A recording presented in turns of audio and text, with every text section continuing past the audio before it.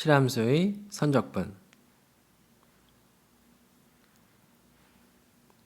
자, 3차원 공간상에 주어진 한 곡선이 있고요. 그 곡선을 따라서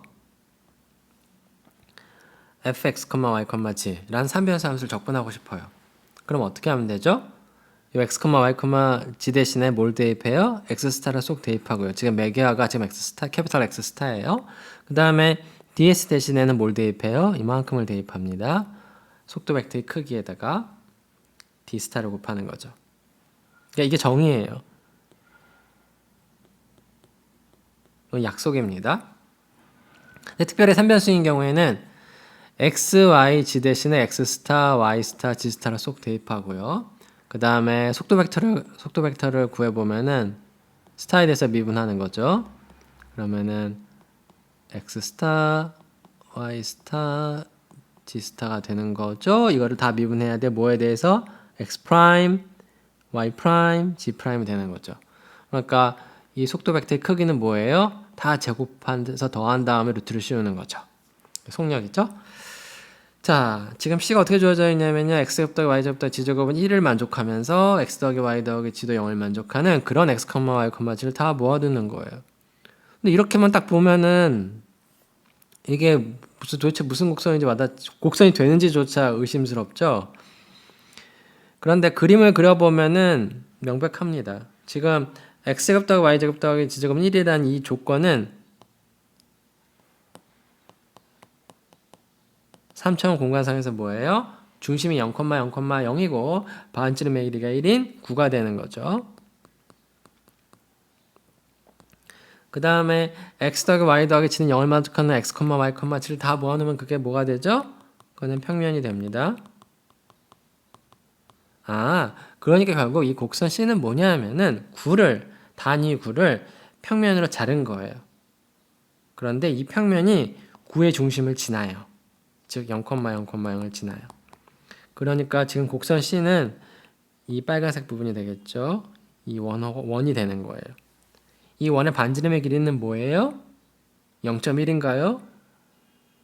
0.5인가요? 아니에요. 1이에요. 1. 왜? 이 평면이 원의 9의 중심을 지나기 때문에. 자, 그래서 곡선 C가 뭔지 정해졌고요. 그 다음에 이 곡선상에서 뭐를 적분하는 거냐면은 x제곱이라는 함수를 3변수 함수가 지금 어떻게 주어져 있냐면은 y하고 g는 의존하지 않네요. x에만 의존하는 3변수 함수를 적분하고 싶어요. 뭘 따라서? 이 곡선 C를 따라서. 그러면 우리 어떻게 구해야 돼요?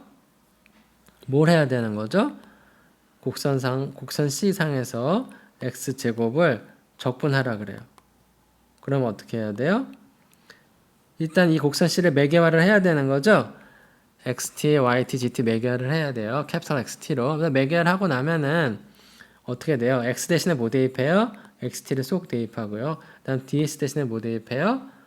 속도 벡터의 크기 DT가 되는 겁니다. 자, 그런데 XT, YT, GT, 즉 캡슐 XT를 이런 식으로 매개화를 할 수 있어요. 두 벡터의 선형결합인데 계수를 코사인 사인 t로 붙입니다. 결국에는 이거를 A 벡터, 이거를 B 벡터라고 하면은 어딘가에 A 벡터가 있을 거고요. 그 다음에 B 벡터가 있을 텐데 이 두 벡터의 길이가 둘 다 1이고요. 그 다음에 수직입니다. 그랬을 때 코사인 TA 더하기 사인 TB 이렇게 만든 벡터를 생각하면은 이 벡터의 길이는 항상 1이 됩니다. 즉 여러분이 체크할 수 있는 건 뭐냐면 코사인 t a 벡터 더하기 사인 t b 벡터 있는데 이게 바로 캐피털 XT잖아요. a, b는 이렇게 주어져 있고요. 그래서 이 벡터의 크기는 1이 될 수밖에 없어요. 왜 그럴까요? 그 이유는 두 벡터가 둘 다 길이가 1이고 서로 수직이기 때문에 그래요. 어쨌든 이거를 구해 보시고요. 진짜로 1이 되는지요. 그 다음에 XT가 뭐예요, 지금? XT는 어떻게 주어지죠? XT는 뭐예요? 코사인 T 곱하기 루트 2분의 1 마이너스 더하기 사인 T의 마이너스 루트 6분의 1인 거죠. XT 대신에 이거 우당탕탕 대입해서 이거 계산을 하셔야 됩니다. 그래서 이걸 계산하는 거는 여러분이 할 일이에요. 그래서 이걸 정리해 보면요. 자, xt는 이렇게 주어지고요. 지금 매개화는 이렇게 택할 수 있고요. 물론 이 곡선 C를 매개화는 무궁무진하게 많아요.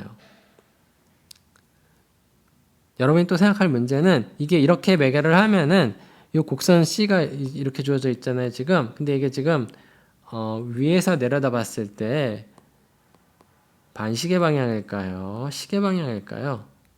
이것도 여러분이 생각해 보시고요. 자, 그래서 이걸 매개화, 이 정적분을 구하라 그러면 어떻게 해야 돼요? 매개화를 일단 하나 택하고요. 그 다음에 여러분이 생각할 수 있는 건 이 속도 벡터 크기가 요렇게 잡은 매개화에 대해서는 이게 단위 속력 곡선이 됩니다. 단위 속력 곡선이 되면 좋은 점이 뭐예요? 속력이 1이기 때문에 선적분 할 때 계산은 쉽겠죠. 무슨 얘기냐면 지금 선적분의 정의가 이거잖아요. 캡슐 XT에서 적분하고 선적분하고자 하는 함수를 계산하고 여기에 이만큼이 지금 속력이 붙잖아요. 속력 1일 때는 이게 1이니까 계산이 간단해지겠죠. 그쵸? 근데 fxt가 뭐예요? 지금 fxyz는 x제곱이잖아요. 그러니까 x 대신에 xt, y 대신에 yt, g 대신에 gt를 쏙 대입하면은 xt, yt, gt에서의 함수값은 xt의 제곱이고요. xt는 지금 이렇게 주어지고요. 그래서 xt 대신에 요거를 대입할 수 있겠죠. 그래서 결국 계산해야 되는 거는 이 일변수 함수의 적분이에요. 결국에는 선적분은 곡선에서 적분하는 문제는 궁극적으로 일변수 함수의 적분이에요. 여러분이 잘 알고 있는. 그 다음에 이거를 왜 계산하면은 3분의 2파이가 되는지 정리하셔야 되고요. 이것도 정리하셔야 됩니다.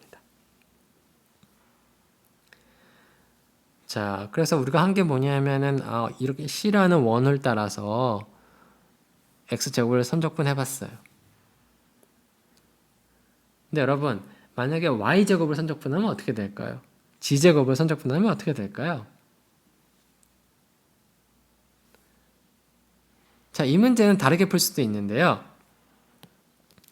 잘 생각해 보면은 선적분을 계산해 보지 않더라도 이 값이 얼마인지는 몰라도 x제곱을 선적분한 거나 y제곱을 선적분한 거나 g제곱을 선적분한 거나 그 값이 얼마인지는 몰라도 다 같아야 되는 거는 쉽게 알 수 있습니다.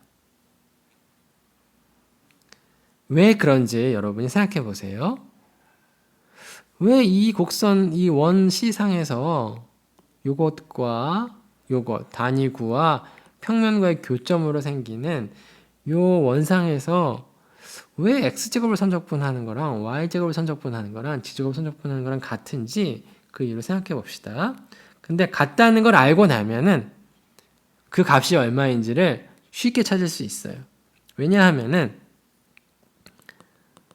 x제곱을 선적분하고 y제곱을 선적분하고 g제곱을 선적분한 게 다 같아? 그럼 이거를 변변 더하면은 i의 3배가 x제곱 더하기 y제곱 더하기 g제곱을 한꺼번에 적분하는 거랑 같다는 걸 알 수 있어요. 자, 그런데 x제곱 더하기 y제곱 더하기 g제곱은 얼마죠? 우리 곡선상에서 곡선 C 위에서 이걸 적분하고 싶어요. 근데 곡선 C 위에서는 x제곱 더하기 y제곱 더하기 g제곱이 얼마예요? 그냥 이게 상수 1이거든요. 그러니까 곡선 C 위에서 1을 선적분하는 거예요. 근데 곡선이 뭐든지 간에 곡선상에서 1을 적분하는 거는 그 곡선의 길이를 구하는 거랑 같은 문제입니다. 이거는 선적분의 정의와 곡선의 길이의 정의를 생각해 보면은 쉽게 알 수 있어요.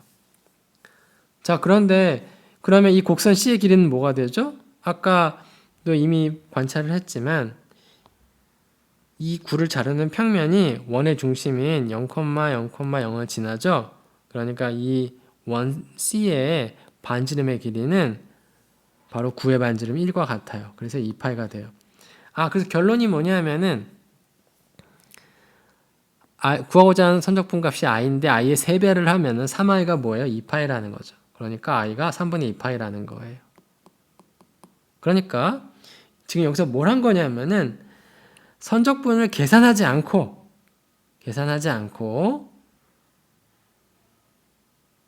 t에 대한 일변수 함수, 그러니까 매개화를 하지 않고도 구할 수 있는 법을 구하는 방법에 구한 거죠. 그러니까 우리가 일변수 함수 적분 안 했죠. 지금 같다는 것만 알고 나면은 이게 3분의 2파이라는 건 그 값이 3분의 2파이라는 거를 쉽게 찾을 수 있었어요.